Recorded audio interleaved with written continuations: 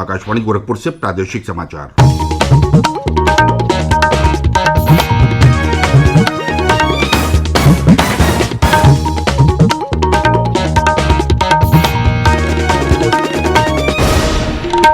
नमस्कार, समाचार बुलेटिन के साथ मैं प्रमोद कुमार सिंह। पहले मुख्य समाचार। प्रधानमंत्री नरेंद्र मोदी ने राष्ट्रीय शिक्षा नीति को आत्मनिर्भर भारत की दिशा में बड़ा कदम बताया। कहा, इससे अनुसंधान और नवाचार को मिला है बढ़ावा। मुख्यमंत्री योगी आदित्यनाथ ने विधानसभा में कहा, विपक्षी दल कृषि कानूनों के नाम पर किसानों को कर रहे हैं गुमराह। प्रदेश विधानसभा के बजट सत्र के दूसरे दिन कल विपक्ष ने कृषि कानून सहित अन्य मुद्दों पर किया हंगामा। मुख्यमंत्री ने कहा, उत्तर प्रदेश अपनी निवेश अनुकूल, पारदर्शी और व्यवस्थित नीतियों के कारण निवेशकों के लिए आकर्षण का केंद्र बना और देश भर में बच्चों के सघन टीकाकरण कार्यक्रम मिशन इंद्रधनुष का तीसरा चरण सोमवार से होगा शुरू।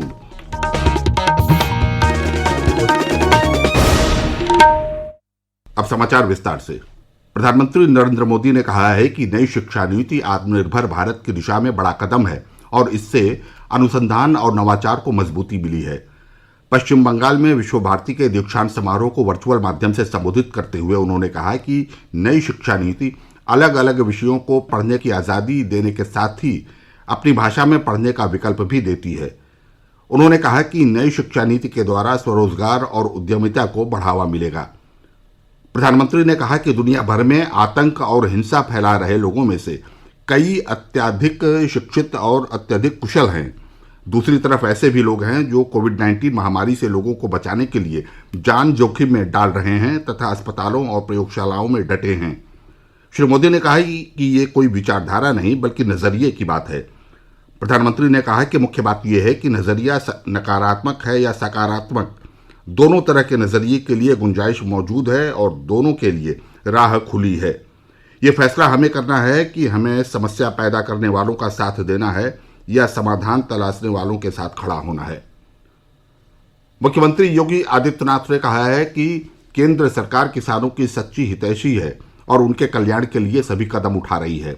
विधानसभा में कल अपने संबोधन में मुख्यमंत्री ने कहा कि कुछ लोग किसान आंदोलन के नाम पर देश की छवि को खराब कर रहे हैं और राष्ट्र के विकास में बाधा डालने का काम कर रहे हैं।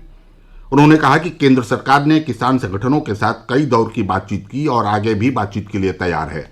मुख्यमंत्री ने कहा कि जब वैश्विक स्तर पर भारत की छवि मजबूत हो रही है तब कुछ लोग किसानों के नाम पर इसे खराब करने का प्रयत्न कर रहे हैं।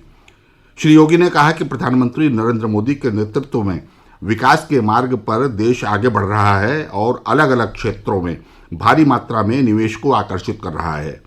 किसानों के कल्याण के लिए केंद्र सरकार द्वारा चलाई जा रही कई योजनाओं का जिक्र करते हुए श्री योगी ने कहा कि देश के 12 करोड़ किसान प्रधानमंत्री किसान सम्मान निधि योजना से लाभान्वित हुए हैं। उन्होंने कहा कि योजना के तहत किसानों को हर साल 6,000 रुपये उनके खातों में पहुंचाए जा रहे हैं।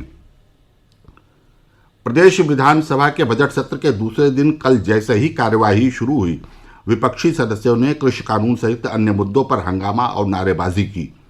समाजवादी पार्टी, कांग्रेस और बहुजन समाज पार्टी के सदस्य नए कृषि कानून और अन्य मुद्दों के खिलाफ वेल में आकर नारेबाजी करने लगे।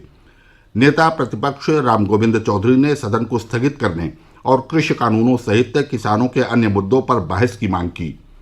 विधानसभा अध्यक्ष हृदय नारायण दीक्षित ने विपक्ष की मांग खारिज कर दी। विपक्ष का हंगामा जारी रहने पर सदन की कार्यवाही आधे घंटे के लिए और फिर 12:20 तक के लिए स्थगित कर दी गई। इस बीच संसदीय कार्यमंत्री सुरेश खन्ना ने विपक्षी सदस्यों पर किसान हितैषी न होने और उन्हें गुमराह करने का आरोप लगाया। बार बार सदन के स्थगन के कारण प्रश्नकाल नहीं चल सका। बाद में सदन में दिवंगत सदस्यों के संबंध में शोक प्रस्ताव प्रस्तुत किया गया, जिसके बाद सदस्यों ने 2 मिनट का मौन रखकर दिवंगत नेताओं को श्रद्धांजलि दी। पूर्व राष्ट्रपति प्रणब मुखर्जी और प्रदेश के पूर्व राज्यपाल मोतीलाल बोरा के निधन पर भी मुख्यमंत्री द्वारा शोक प्रस्ताव पेश किया गया।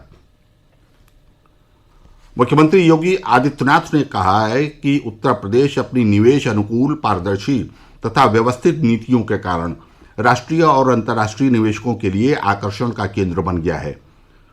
नोएडा प्राधिकरण और आइकिया के बीच निवेश संबंधी समझौता ज्ञापन कार्यक्रम को कल वर्चुअल माध्यम से संबोधित करते हुए मुख्यमंत्री ने कहा कि प्रधानमंत्री नरेंद्र मोदी के मार्गदर्शन में प्रदेश ने उद्योग अनुकूल स्थितियों का सृजन किया है। उन्होंने कहा कि ईज ऑफ डूइंग बिजनेस की राष्ट्रीय सूची में प्रदेश का दूसरा स्थान होना इस बात की पुष्टि करता है। मुख्यमंत्री ने कहा कि प्रदेश सरकार ने निवेश परक योजनाओं और रोजगार को बढ़ावा देने वाले उद्यमों की स्थापना और अधिक से अधिक विदेशी निवेश को आकर्षित करने के लिए नीतियां बनाई हैं, जिससे प्रदेश उद्यमिता का केंद्र बनने की ओर तेजी से अग्रसर है। मुख्यमंत्री ने कहा कि उत्तर प्रदेश न केवल जनसंख्या की दृष्टि से सबसे बड़ा राज्य है, बल्कि देश की सबसे ज्यादा युवा जनसंख्या भी यहाँ है। उन्होंने कहा कि प्रदेश देश का सबसे बड़ा बाजार भी है।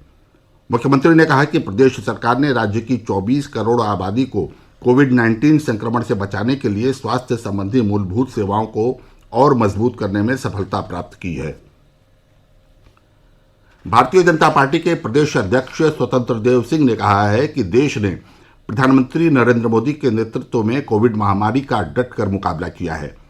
उन्होंने कहा कि आत्मनिर्भर भारत अभियान के तहत महामारी के अंधकार को कम करने में मदद मिली है। बस्ती जनपद में कल बस्ती महोत्सव का शुभारंभ करने के बाद अपने संबोधन में उन्होंने कहा कि मुख्यमंत्री योगी आदित्यनाथ की अगुवाई में प्रदेश सरकार सभी वर्गों के हितों के लिए कार्य कर रही है।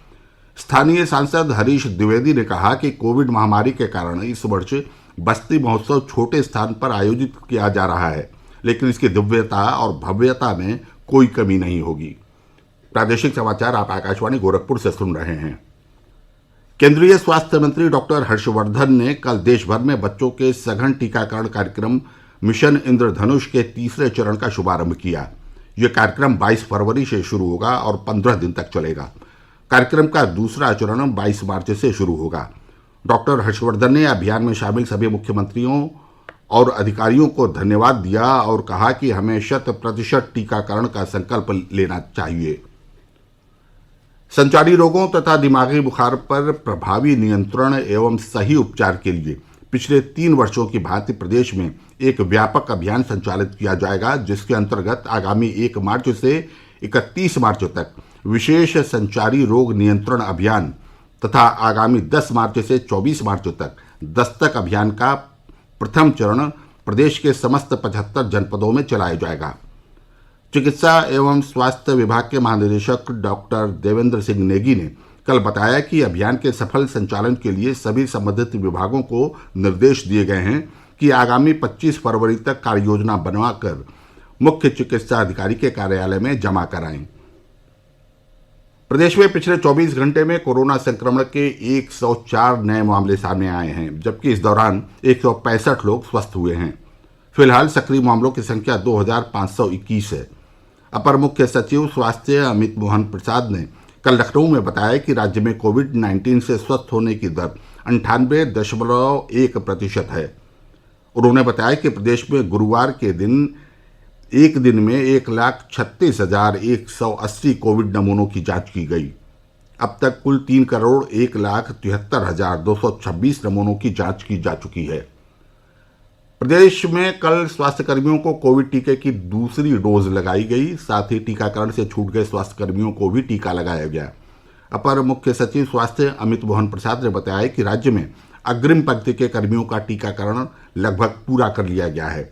शेष अग्रिम पंक्ति के कर्मियों का टीकाकरण 22 फरवरी तथा 25 फरवरी को किया जाएगा। इसके साथ ही स्वास्थ्यकर्मियों को टीके की दूसरी डोज भी लगाई जाएगी। मुख्यमंत्री योगी आदित्यनाथ ने चित्रकूट में मिट्टी का टीला धंसने से 2 महिलाओं समेत 3 लोगों की मृत्यु पर गहरा शोक व्यक्त किया है। मुख्यमंत्री ने मृतकों के परिजनों को 2-2 लाख रुपए की आर्थिक सहायता देने और घायलों के समुचित उपचार की व्यवस्था सुनिश्चित करने के निर्देश दिए हैं। चित्रकूट जिले के रैपुरा थाना क्षेत्र में कल मिट्टी खुदाई करने के दौरान टीला धंसने से इसके नीचे दबकर 2 महिलाओं और एक बालिका की मौत हो गई, जबकि 2 अन्य घायल हो गई। और अंत में बुलेटिन के मुख्य समाचार एक बार फिर। प्रधानमंत्री नरेंद्र मोदी ने राष्ट्रीय शिक्षा नीति को आत्मनिर्भर भारत की दिशा में बड़ा कदम बताया। कहा, इससे अनुसंधान और नवाचार को मिला है बढ़ावा। मुख्यमंत्री योगी आदित्यनाथ ने विधानसभा में कहा, विपक्षी दल कृषि कानूनों के नाम पर किसानों को कर रहे हैं गुमराह। प्रदेश विधानसभा के बजट सत्र के दूसरे दिन कल विपक्ष ने कृषि कानून सहित अन्य मुद्दों पर किया हंगामा। मुख्यमंत्री ने कहा, उत्तर प्रदेश अपनी निवेश अनुकूल, पारदर्शी और व्यवस्थित नीतियों के कारण निवेशकों के लिए आकर्षण का केंद्र बना और देश भर में बच्चों के सघन टीकाकरण कार्यक्रम मिशन इंद्रधनुष का तीसरा चरण सोमवार से होगा शुरू। इसके साथ ही ये समाचार बुलेटिन समाप्त हुआ। नमस्कार।